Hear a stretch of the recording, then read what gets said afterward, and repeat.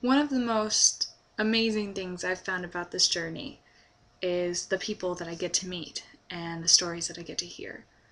I've been getting messages through Facebook and YouTube and Tumblr and Twitter, and I'm getting to meet these people at work that are telling me their stories that otherwise they would keep to themselves, or they really don't feel like sharing it, and so suddenly they have this moment where we spark up a conversation, and ta-da, here I get to hear a bit of a story and a bit of somebody's history, and I love it. That's something that I've always enjoyed. I've always enjoyed swapping stories. If I tell you a time about how I had chocolate ice cream, and then you tell me another story, and then we keep overlapping, and then suddenly we go from chocolate ice cream to, someone spent their summer in Japan, and then it goes to their favorite book, and how they like to drink tea in this lake, and this random time they stubbed their toe, and I just love hearing stories, and I love learning about people's stories.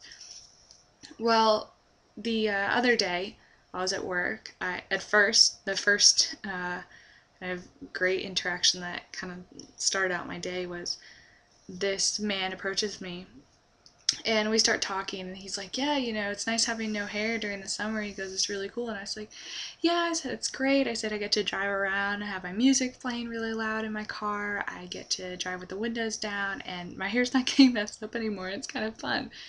And he asked me why I'm doing this, and I start explaining it to him.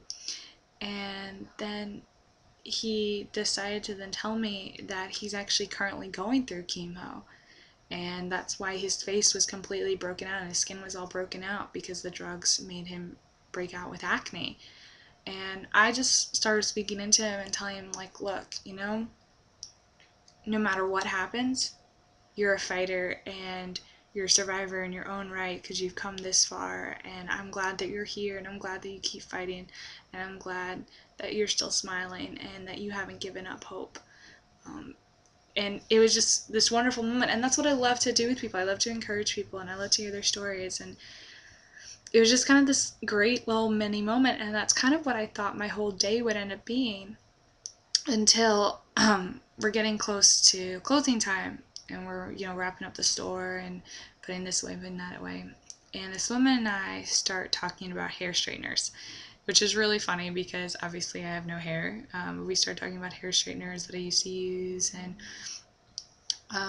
we start joking about it, and she starts asking me why I have such short hair, and I explain to her my story, and start talking to her about my dad and my grandfathers, and she then all of a sudden asks for my YouTube account. So if you're watching, hi. It was very lovely talking to you the other night, but she asked for my YouTube, she asked for the website to my fundraiser, and it was this wonderful exchange we started having. And then she told me something that apparently she doesn't like to tell a lot of people, is that she is currently 6 years into remission from breast cancer. And I was kind of taken aback, because she said that it's something that she doesn't share very often. It's something that she wants to kind of like move on from. And in a way, it kind of bothered me, because I wanted to say, well, why? Why would you want to forget this? Now, obviously, I understand. When you experience something painful, you want to move on from it. We all do. But at the same time, I'm someone who, as much as I want to forget about bad things that have happened to me, or mistakes that I've made and bad choices that I've made, I've also embraced that that's part of my history, that's part of my story, and if I've learned lessons from them, then hopefully someone else can. And so as much as I may not be that person anymore, I still learned lessons from them, or I still found strength in a really dire moment, and that's something that I'm open and willing to share with people. And it was just this lovely exchange where I was getting to hear this story that she doesn't get to tell very often, and I'm going to tell you guys what I told her and some things that I thought about afterwards. Is no matter what it is that you go through, whether it is that you go through a disease like cancer, or you have an addiction, whether you're dealing with an eating disorder, or you're you're dealing with depression and cutting, whether it is that you are suicidal, or you've witnessed certain things happen to certain people.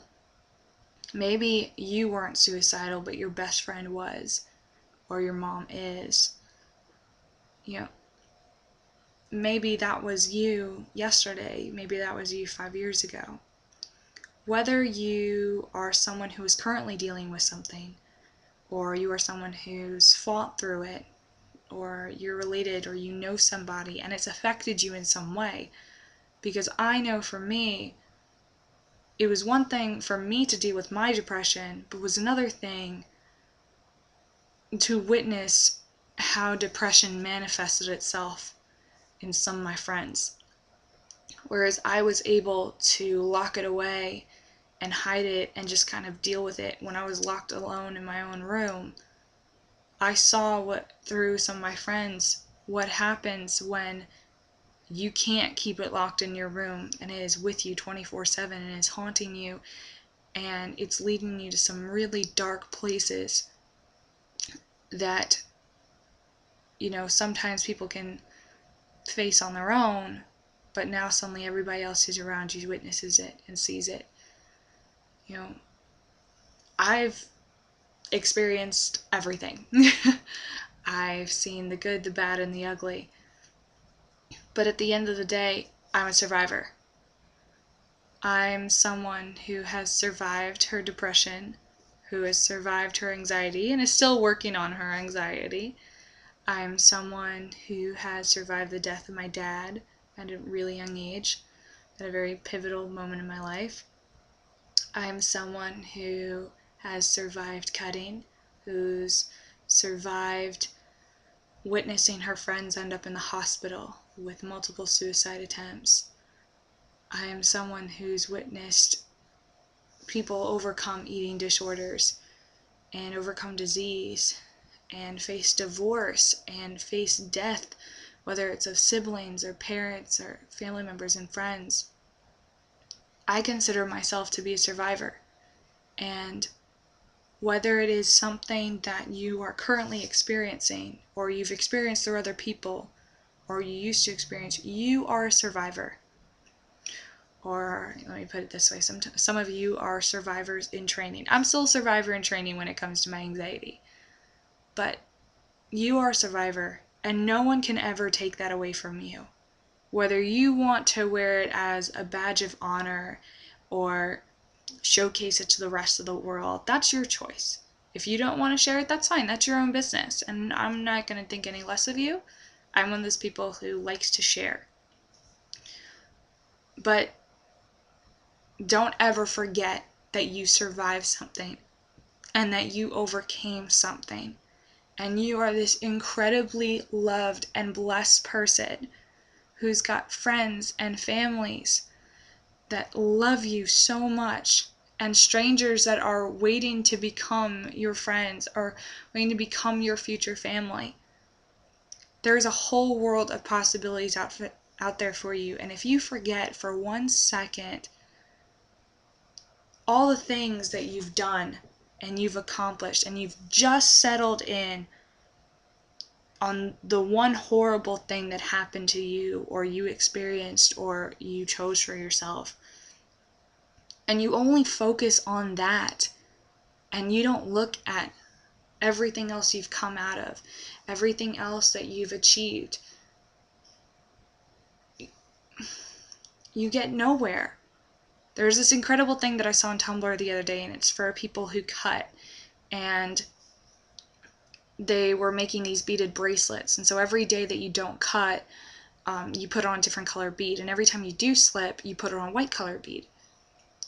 As someone who's been in that place before, and you're counting your days, or you're counting your months, or you're even counting your years, and then you slip up, that one slip up, or that one bad thought, or that one moment where you just hate the world for everything that's happened to you, it is overwhelming and it's almost suffocating. But the beautiful thing about this bracelet is that you could have 200 beads that show that you did 200 days without cutting, or without doing this, or without doing that, or not having this happen. And you have that one little bead that little bead in the whole scheme of things is insignificant. It doesn't make you a horrible person. In fact, it makes you a stronger person. It shows that we are not perfect and that we make mistakes. But because now that you can see that, you'll know, you know what? Instead of 200 days next time, I'm going to hit 400 days.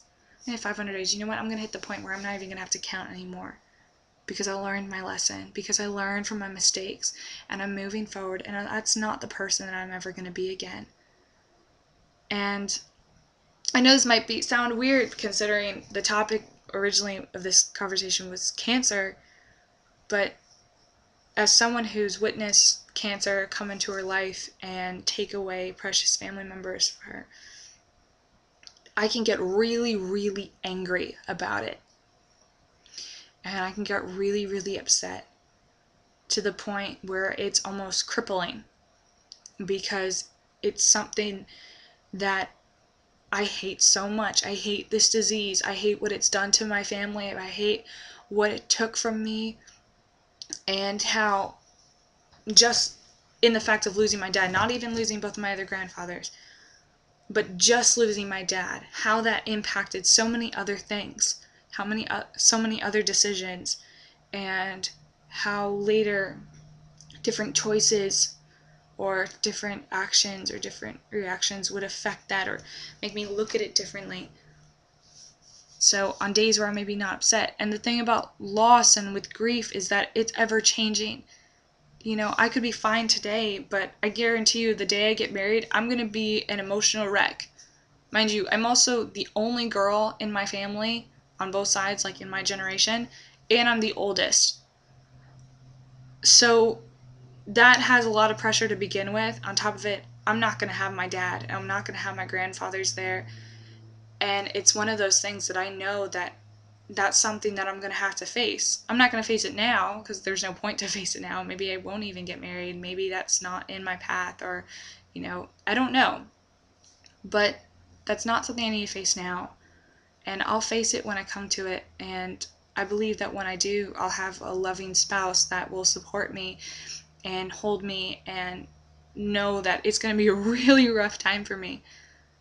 But I can also celebrate the fact that I know that they're watching over me and that they're proud of me and that they're encouraging me, and that no matter what it is that I've done with my life, or no matter how many mistakes I've made or how many bad things have happened to me, I've gotten through it before and I'm going to get through it again. And I know that there was a point in my life where certain things that I had done, you know, even in the last year, certain things that I had done, I was not proud of. You know, I was very angry and did not want that to be my story. I couldn't understand how I went from the kid I was, or the teenager that I was, the young adult that I was, to this. I couldn't understand it. It didn't make any sense to me. And instead, I can look at it now and I'm like, you know what? As pissed off as that story makes me, as angry as that story makes me, as disappointed as I was in myself at the time, I can look at myself now and be happy because I got through it. And you know what? It may not be the best story. It may not be the most glorious story. It may not be the most beautiful story, but it's my story. And I came out better for it, and I learned from it, and I'm stronger for it.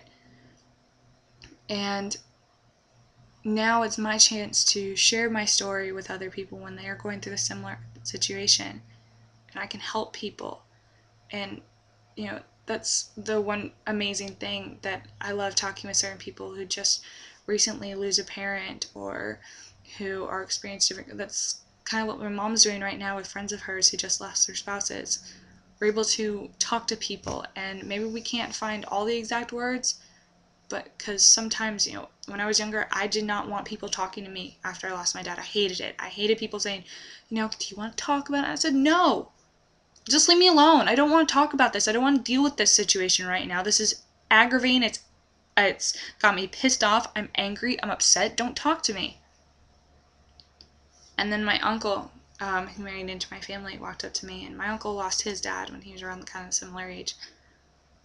And he just goes, I lost my dad around the same age as you. And I was like, yeah, I know. And he goes, it sucks, doesn't it? And it was kind of like the first brutally honest thing that someone had said to me that I really understood and embraced and related to. Because it does suck. And our situations and our circumstances suck. But you have the choice to overcome it. You have the choice to stand above it and to learn from it. And embrace that title of survivor, or as some of us are survivors in training. I don't think you're ever fully over a situation. An alcoholic could be sober 50 years and they could still slip. So we're all survivors in training. But be a survivor. Be proud of your past and what you've gone through. Embrace it. Don't let it drag you down. Even if it's awful, even if it's scary. I'm not telling you live your life under this shadow of, oh, I was bulimic for 5 years of my life, or, oh, I was sexually assaulted for so many times or so many years of my life. I'm not saying that, but the opportunity presents itself, and you find yourself in a position where you want to just forget about it, and I know a lot of us do. Just remember that that's not who you are anymore. But it has helped shape you into the person you are now. It has made you stronger, it has made you wiser, it has made you better. And as much as it sucks and as much as it may hurt you, you're always going to be stronger for it. I know it sounds cheesy, but it is true. What doesn't kill you makes you stronger. And we've all got our demons, we've all got our pasts. But I truly believe each and every single person that watches this, or doesn't watch it even, because I know there's only a couple of you out there listening, but each and every single one of you is a survivor, and is strong, and is beautiful, and is wonderful, and has this amazing plan for your life. So please, please don't ever doubt yourself, and don't ever doubt this amazing plan that's before you. And don't ever doubt the kind of person that you can be. So that was my 17-minute long rant for the evening. But yeah, I just really felt like I needed to tell some of you guys that tonight. So I hope you guys have a good night, and thank you for staying with me. See you tomorrow. Bye.